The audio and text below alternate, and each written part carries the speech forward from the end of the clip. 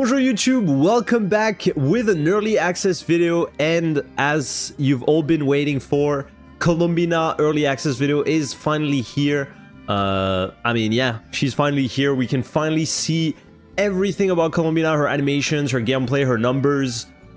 In this video, I will tell you everything I think is important about her kit, about her builds and stuff like that. So hopefully by the end of this video you will be able to get ready for her and know what you need to do when she releases on the 14th. And yeah, let's get into it. So first, the best thing about Columbina is her idle animation.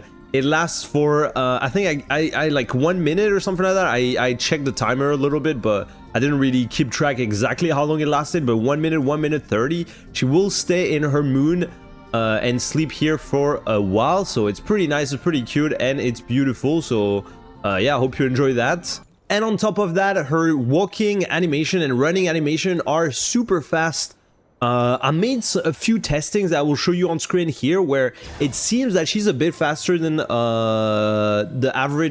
regular running speed for most characters, and she is also even faster than like Shilonen or Mawika. If you go in the open world, like outside of Nadland, she's not faster like in terms of actual speed, but since Shilonen and Mawika Night Soul energy depletes pretty fast in other region, then she can kind of keep up with it. It's not a crazy speed, but it feels really nice to walk around and run with her, so it is pretty cool. Now, in terms of combat ability, Columbina introduces Lunar Crystallize. On top of being able to do Lunar Bloom and Lunar Charge reactions, she will enable Lunar Crystallize for the first time in the game. We're gonna get Zebai later on, but at the moment, she's the only character that can enable Lunar Crystallize, so she also gives some new team possibilities with Geo characters, which is kind of nice. At the moment though, without Zebai, without Iluga, like Geo Crystallize is not like, Lunar Crystallize is not crazy. So she's going to be mainly used with Lunar Bloom and Lunar Charge teams until we get to the second half of the next patch. Main strength of Columbina is that she will give you some Lunar Reaction damage bonus. With her burst, she can give you up to 40% Lunar damage bonus, which is really, really good. And then on top of that, she will give some extra abilities to the Lunar Reaction. So for example, when you Lunar Charge, there's a chance you proc a second Lunar Charge. When you Lunar Bloom, she will give you some extra Verdundu to use your, for example, charge attack with Nefer or things like that. And when you Lunar Crystallize, there's a chance that you will get another extra attack as well, similar to Lunar Charge. So she gives you some Lunar Reaction damage bonus, and she gives you some extra effects on your Lunar Reaction, so it is pretty nice. On top of that, she has consistent Hydro application, so she will help with all the Lunar Reaction very, very well, similar to what I know was doing before. Now you got Columbina that also gives you some extra damage bonus with the rest of her kit, so it's basically a better Ino, a much better Ino. On top of that, she also has a passive that will give you another 7% Lunar Reaction damage bonus. So with her burst, with her passive, that's already 47 Lunar Reaction damage bonus. And also her Constellations are pretty nice. I will cover them a little bit later, but her Constellations are really, really good, so I gotta keep that in mind as well. As I mentioned, she applies Hydro through her skill, and her skill has a special ability which basically gains stacks when you create Lunar Reactions, when you trigger Lunar Reactions, and after a certain amount of stacks, it will generate a special effect. And that special effect will depend on how many reactions you did and what type of reactions you did. So if you did more Lunar Charge reactions, basically you will deal some Electro AoE damage that will be considered Lunar Charge damage. If you did more Lunar Bloom, she will deal some Dendro damage that will be considered Lunar Bloom damage.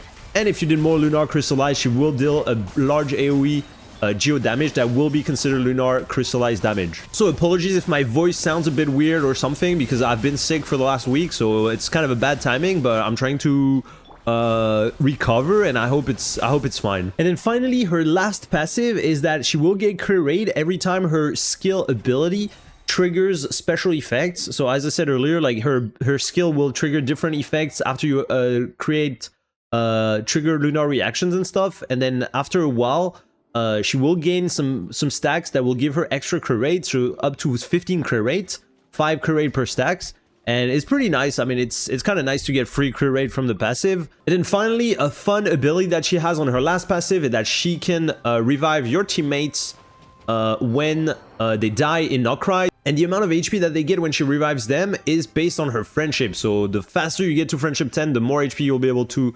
recover in Nokrai when you revive from getting your ass handed by Dottore. One interesting thing as well about Columbina is her normal and charge attack, mainly her charge attack. Her charge attack when you have Verdant Dew is going to be different than when you don't. So if you use her with Dendro characters, she will have a special charge attack that will deal 3 instances of high AoE Dendro damage that will be considered Lunar damage. So she can deal a lot of Lunar damage with her charge attack, and I've actually played some Hyper Bloom Columbina or stuff like that, and it's actually pretty fun. So if you want to build her main DPS, there's a pretty good option with her charge attacks and stuff. Like, it's actually pretty fun. In terms of ascension, Columbina ascends with crit rate, so she gains a 19 crit rate plus her base crit rate, so she's going to be at 24 crit rate base just by ascending her to level 90. I mean, to the last ascension. Doesn't have to be level 90, but she scales with HP, so getting her level 90 is kind of nice as well. I mean, her abilities and stuff scales with HP, so it's kind of nice to get as much HP as you can on her. And then her weapon will give you 88 crit damage plus another 60 crit damage to Lunar Reaction. So her weapon is really good, but it's not game breaking. It's very similar to Farina's weapon if you've seen it, if you've seen how it looks like in terms of passives. It's very, very similar, except this time around they realized that Columbina needs a bit of energy, similar to Farina. Farina also needs energy. Unfortunately, her weapon doesn't give energy, and now it's been a problem for Farina all this time. Despite an energy burst, an energy cost on her burst that is 60, for Farina is 60, and for Columbina is 60 as well. I will cover the ER requirement a little bit after. But yeah, they need energy because they don't generate that much energy when they're on field with when they use their ability. When you use your skill, it doesn't generate particles instantly. It's more over time. And most of the time they're off field, so they don't even get the full amount of the energy. So even if the burst cost is pretty low, they still need a lot of energy. So this weapon is really nice. It will fix your energy requirements. You will still need a little bit of energy, but it helps a lot, gives a lot of stats, gives a lot of HP. So overall, very, very nice weapon. And outside of this weapon, she doesn't really have any other option that is worth going for other than Favonius or Prototype Ember. Prototype Ember gives energy, gives HP, gives healing as well if you feel like you need some healing in your teams, because at the moment, since she doesn't heal, I hope that she would heal, but she doesn't heal. Since she doesn't heal, and your Nefer team or your Flint's team will still not have a healer, so Prototype Ember is a very good option if you feel like you're lacking survivability, or you don't have C1 Llama, or you don't have Inefa. And Favonius also gives a ton of energy, so it fixes the energy requirement almost instantly, honestly. So it is really, really perfect, similar to Farina, especially in Stygian Onslaught. If you're playing Stygian Onslaught a lot, it's gonna be OP, but even in Abyss, honestly, nowadays I feel like Favonius is just mandatory in most content, especially for Farina, and basically the same for Columbina. In terms of artifact set, so we got the new set, Obeyed, I don't know how you pronounce that in English, Obeyed of Morningstar and Moon. I hope that's pronounced properly. That gives EM on 2-piece, and then it gives 20% Lunar Reaction damage, plus another 40% if you have Moon Sign, Ascend, and Gleam in your team. So that's 60% Lunar Reaction to the owner of the set, to the character that uses the set. So it's good for a character that will deal some Lunar damage, some Lunar Reaction damage, but it doesn't buff your main DPS. So for example, if you put that set on your Columbina, it's not gonna buff your Nefer, it's not gonna buff your Llama, and it's not going to buff your Flins or your Inefa. So it's a good set, for example, for Inefa, because Inefa deals a pretty good amount of damage. For Columbina, on the other hand, it's good in some teams, but most of the time, the Silken Moon Serenade that we already had is probably going to be a bit more useful. It gives energy recharge on the 2-piece, and she needs a decent amount of energy. And the EM is going to be pretty useful for your main DPS, and your main DPS in Lunar teams are usually the ones doing like 80-90% of the DPS. At least like Nefer is probably doing like 80% of the DPS of the team, and Flynn's is doing like 60 or 70%. I'm not 100% sure about the numbers, but like, yeah, the Columbina is not going to be a huge amount of damage in your team if you use her as a support. So this set is not going to be the most useful for her, and I would highly recommend trying Silken Moon Serenade on her so you can see how it goes. And then in terms of stats, oh, and then if you use her as a DPS, if you want to use her as a DPS, you want the same set as Nefer and as Flynn, so you want to use Night of the Skies and Veiling, and yeah, that's basically it. So, and it's easier to build as well. Now, in terms of stats, crit, HP, energy. Basically, if you get some EM, it's nice as well, especially if you play her like in Lunar Bloom teams and you play her, or you play her as like main DPS on Lunar Bloom teams or on Hyper Bloom teams or stuff like that. Like, you can go for some EM, but most of her scaling is HP. So you will want as much HP as possible. Some crit is nice. And then in terms of energy recharge, you will try to aim for like 180 to 200. With her signature weapon, you can get away with 180. I think with Favonius, it's going to be pretty similar. With Prototype Ember, you probably want to go for a bit more, like 200 plus. So she needs a decent amount of energy, and Favonius is basically the easy way to fix that. But if you're using her signature, then 180 is the very minimum you can go with. I did some testing on single target. If you play on multi enemies, you can go. You're not going to need as much, of course, but in case you play on single target, you will need at least 180 to get your burst back at the end of your first rotation. And if you go in Stygian Onslaught, honestly, I'm not gonna lie, like, Stygian Onslaught is just ER Sense Favonius on Columbina, it's ER Sense Favonius on Farina, it's ER Sense Favonius on almost everyone, as much ER as you can get. So yeah, in Stygian Onslaught, I would highly recommend getting way more than 200 if you want to get your burst back instantly. If you want to absolutely max out the buff, then 35k HP is the goal. But yeah, as usual, like, if you don't max all the buffs maximum, it's not the end of the world. What matters the most and where her buff is the most important in is her burst. So in terms of talent priority, you absolutely want to crown the burst to get a 40% lunar reaction damage bonus. And honestly, like, I would almost recommend triple 10 Columbina. I mean, not recommend triple 10, but you want to crown the burst guaranteed. Skill level 9 or 10 if you really want to. But 9 should be enough. And then on the normal attack is really only if you're planning to go for a DPS build at some point, or if you want to test around and do stuff and do fun stuff in other teams, then level 9 or 10 on the normal attack is going to be insane. Like, she can deal very, very good damage as a main DPS. Columbina's Constellations, they're actually pretty insane, especially C1, C2. I mean, she's the equivalent of an Archon, so it's normal that her Constellations are pretty insane. First thing first, the cool thing is that every Constellation of Columbina gives all nearby party member lunar reaction damage elevation. What elevation means? It's basically a multiplier that happens at the very end of the damage calculation. So, for example, if you deal 200k to an enemy, you can guarantee that if you get that Constellation, for example, here 1.5% on the C1, your damage will be multiplied by 1.5%. Whatever happens, this number is calculated at the end of the calculation. So after all the parameters are taken into account, defense, res, and stuff like that, on an enemy, this damage will be increased by 1.5%. So this is not like a massive boost, but when you combine all the Constellation, it goes up to 20% lunar reaction damage elevation, which is pretty insane. And on top of that, her Constellations are pretty good. So her C1 is really, really good. As soon as you use her skill, she will trigger that special gravity interference that will give her crit rate and also proc her skill effect. So that's +1 hit, so some extra damage. And on top of that, when you trigger gravity interference again after you use her skill, she will have some extra effect. So if it was Lunar Charge, she will gain some energy on the active character. If it's Lunar Bloom, it will increase the interruption resistance to the on-field character for 8 seconds, so it's nice for Nefer if you don't want to be interrupted. And if it's crystallized, it will summon a shield that is based on her HP, so it's really, really good. 12% of Columbina's max HP. That can be a decent shield, honestly. That can be a decent shield. It's not crazy, but it's kind of nice.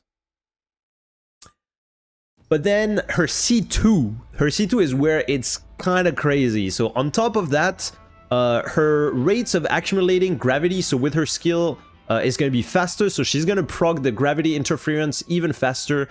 She's going to proc her skill ability much faster, and you will get more hits. And on top of that, when you trigger that ability, she will gain 40% max HP, just like that.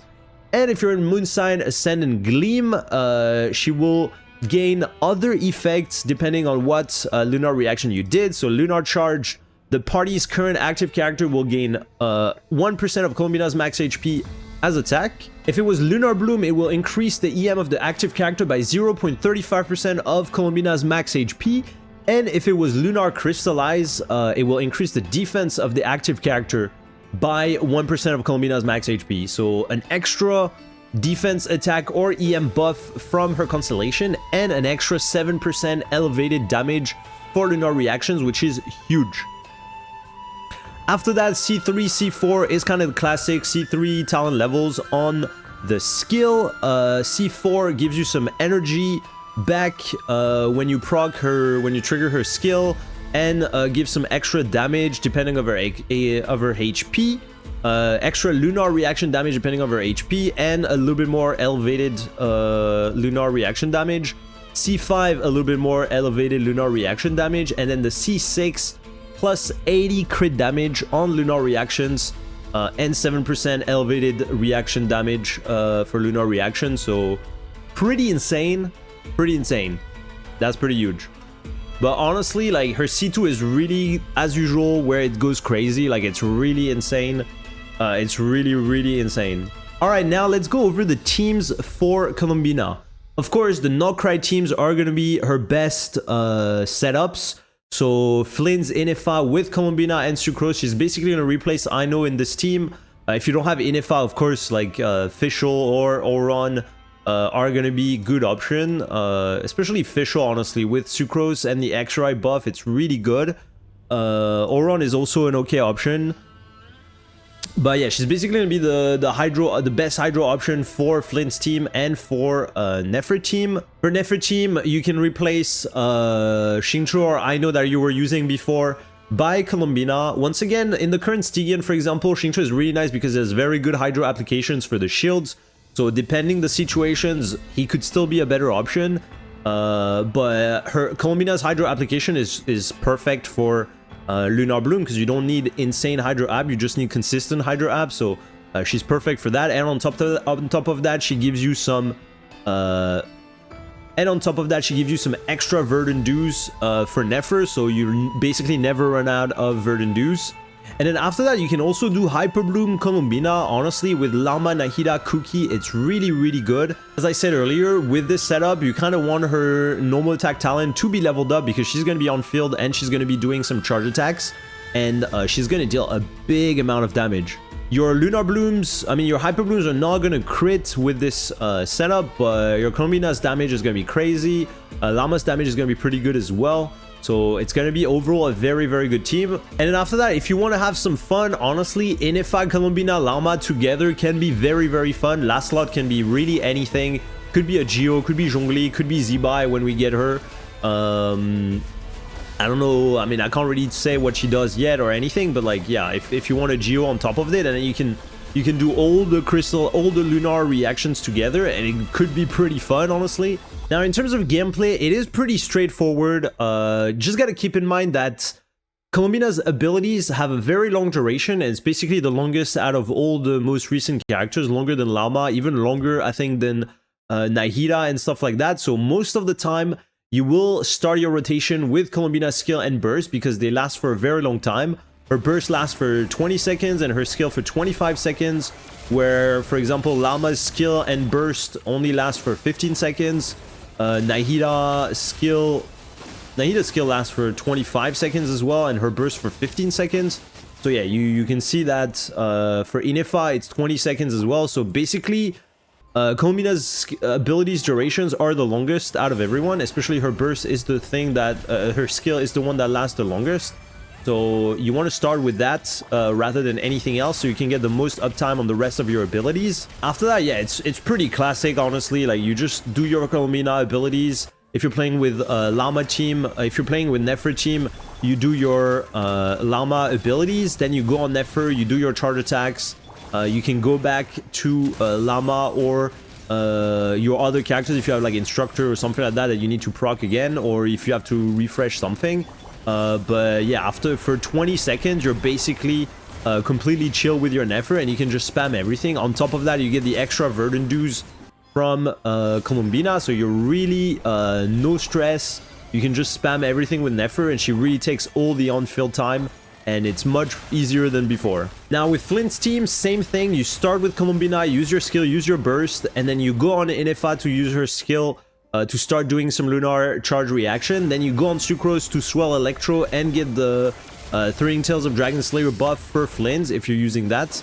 And then, yeah, your Flins is free as well. Again, you can do all his rotation. Now, can she work in other teams? Yes, she can work in other teams. Like, you can already do some Lunar Crystallized team with, like, Navia or Ito. It's not really the best, but it's still usable, honestly, as you can see. Like, we still do some decent damage. And it's kind of fun, so you can try with a lot of different things. For vape teams and stuff, it's not really the best either, but whatever you think about it, you can give it a try. But her best options are definitely Lunar Bloom, Lunar Charge, and Hyper Bloom. After that, try your stuff and then see what happens. And I think that's pretty much it for this early access Columbina. Honestly, there was a lot of things to say. Hopefully the video wasn't too long. I'll try to come up with maybe an updated guide next week, but I'm not too sure, honestly. These early access video kind of feels like guides already, to be fair. Like, I feel like once you've seen those early access videos, you pretty much know everything. Everyone already gives, like, literally everything there is to do with this character. Even sometimes, like, Giga Secret tips or stuff like that. So, I feel like we'll see next week. Maybe I'll do an updated video after her release. But I'll definitely do some more showcases on the channel, on stream. YouTube shorts and stuff like that probably, so stay tuned for that. If you want to see literally every team possible with Columbina, I will do that next week when she releases, since I'm pulling for every single character in this game. And I will also pull for her on my F2P account, so I'll try to get C0, maybe R1, but I'm not sure yet. Feels like Favonius honestly is the way to go for most people. And yeah, we'll see how it goes. So thanks for watching, hope you enjoyed it. Don't forget to like, subscribe, and I will see you on the next one. Bye bye.